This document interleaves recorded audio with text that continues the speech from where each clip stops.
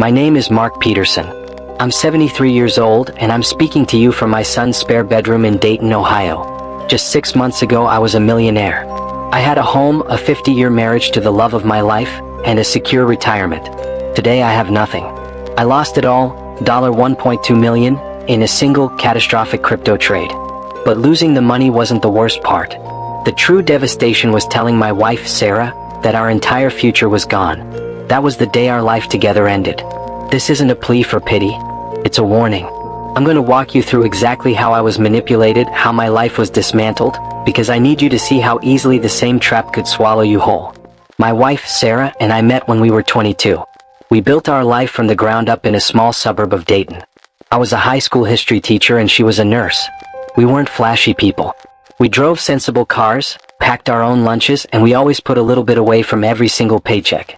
We raised 2 wonderful kids, sent them to college, and watched them start families of their own. Our dream was simple: a quiet retirement in the house we'd lived in for 40 years. We imagined traveling to see the national parks, spoiling our grandkids, and finally getting to a place where we'd never have to worry about money again. Our nest egg was $1.2 million. That number represented a whole lifetime of discipline.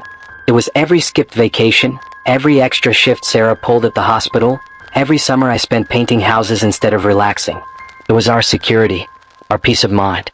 We had done everything right. We were careful, conservative people. The stock market always felt a bit too much like gambling to me, so our money was in what I thought were safe, slow-growth funds. Life was good.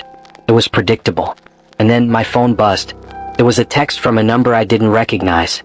The message was simple enough. "Hi, is this Mark? I think you might have my dog from the shelter." I told them they had the wrong number. But the person on the other end, a woman who called herself Sophia, was just so polite. She apologized, but somehow we kept chatting. She said she was from another state but was an animal lover just like me. It felt innocent. We talked for weeks, just friendly chats about our lives, our families, our hobbies. She was smart, funny, and seemed genuinely interested in me. One day she mentioned she was an investor. She told me she was having incredible success with a new cryptocurrency platform. I was skeptical. Crypto always seemed like a young person's game, something way too complicated and risky for a retiree. I told her thanks, but no thanks. She didn't push it. She just kept sharing these little screenshots of her account, showing these unbelievable gains. Slowly but surely, my skepticism started turning into curiosity. It felt like I was missing out on something huge, maybe a last chance to really secure our future beyond any doubt. These scams have a name: pig butchering. It's a term from Southeast Asia where the scammer fattens you up with friendship and trust before the slaughter, taking all your money. I now know I was the pig. Sophia offered to walk me through it. "We can start small," she said. She helped me set up an account on a website that looked incredibly professional, with real-time charts, news feeds, the whole 9 yards. I transferred $5,000. In a week, my account showed a balance of $8,000. A few weeks later, I decided to test it. I tried to withdraw $1,000. The money was in my bank account the very next day. It was real. The trust was sealed. Once that first withdrawal hit my bank, all my caution just evaporated. It was replaced by this feeling and excitement I hadn't felt in years. Sophia started talking about a golden opportunity. A new token was about to launch, and she claimed to have inside information that it was going to explode. But to get in on the pre-launch, the investment had to be big. She told me this was the trade that would set us up for generations. My mind started racing. I thought about what that money could do. We could pay off our kids' mortgages. We could set up college funds for all the grandkids. We could give so much to the charities we cared about. It started to feel like it was my responsibility to not let this opportunity slip away. So I did it. I called our financial advisor and told him to liquidate our entire retirement portfolio. All of it. He practically begged me not to. He said it was reckless and that he'd never even heard of the platform I was wiring the money to. But Sophia had an answer for everything. She'd said, "Of course he'll say that. He makes money by keeping your money with him. He doesn't want you to be independent." In the haze of my own greed and excitement, her logic made perfect sense. Over about a week, I made a series of wire transfers. $1.2 million. My whole life savings, sent to a digital wallet on some website a stranger on the internet told me about. I watched the balance in my crypto account go up with each transfer. For a few days, I felt like I was on top of the world. The account value even started to climb, showing a profit of over $200,000 in just 72 hours. I thought I was a genius. A week later, Sarah and I were planning a trip to Italy, something she'd always dreamed of. I decided I'd withdraw $50,000 for the trip. I went to the website, logged in, and hit the withdraw button. An error message popped up. Account frozen pending tax verification. Please contact support. I wasn't that worried at first. I messaged Sophia. She was calm, reassuring. She said this was totally normal for large accounts.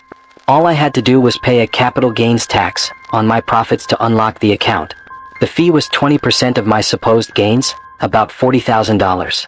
And she said I couldn't pay it from the funds in the account. It had to be new money. That was the first time a cold spike of fear shot right through my chest. Why would I need to send more money to get my own money out? I told Sophia I didn't have another $40,000 just lying around. Her tone changed completely. She became insistent, almost aggressive. She told me if I didn't pay the tax, the account would be permanently locked and I'd be reported for tax evasion. The panic set in. I started frantically searching online for the name of the crypto platform, but this time I added one word: scam. The screen filled with stories. Horrible, gut-wrenching stories just like mine. People who had lost everything. People who were first contacted through a random wrong number text. People who were shown fake profits and then blocked the second they tried to withdraw. The website was a ghost. The trading platform was just a simulation.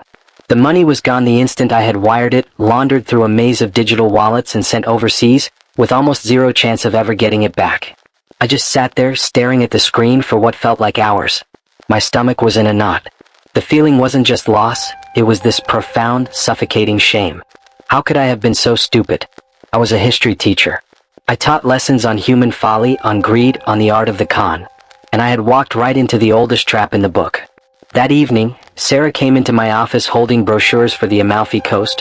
Her face just lit up with excitement. She asked if I'd booked the flights yet. I couldn't get the words out. I just shook my head.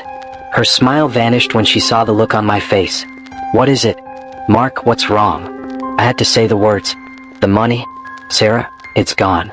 I will never ever forget the look in her eyes. It wasn't just anger. It was a complete and total shattering of trust. For 50 years we were a team. Every big decision we made together. But I did this in secret, driven by a foolish pride and greed I didn't even know I had in me.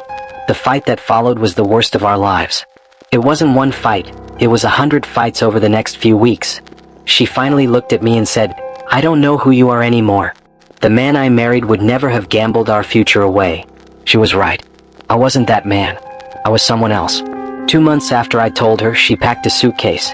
She said she couldn't live in the house anymore, a house we were now going to lose. She couldn't look at me without seeing the ghost of the future I had stolen from us. And just like that, after half a century together, I was alone in an empty house, with nothing but echoes. To make things infinitely worse, the other shoe dropped a few months later.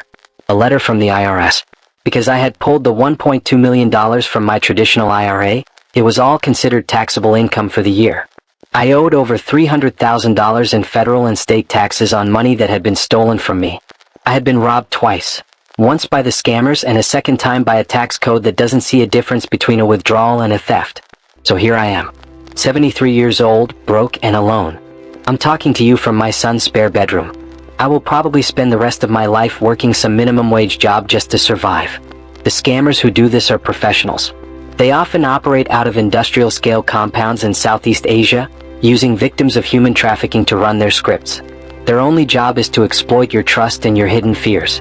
They target older people because they know we have nest eggs, and they prey on our loneliness or our fear of being left behind. If you're watching this, please listen to me. If a stranger contacts you out of the blue, be suspicious. If they promise you guaranteed high returns, it is a lie. If they pressure you to act fast or to keep it a secret from everyone, run. Never, ever send money to someone you haven't met in person. Trust your bank if they flag a transaction. Talk to your family. A 5-minute conversation could save you a lifetime of regret. I lost my money, I lost my home, and I lost the love of my life. I can't get any of it back.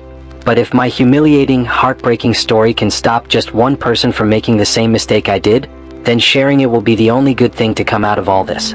Don't let this happen to you. Don't let it happen to the people you love. Please just share this. It's the only thing I have left to do.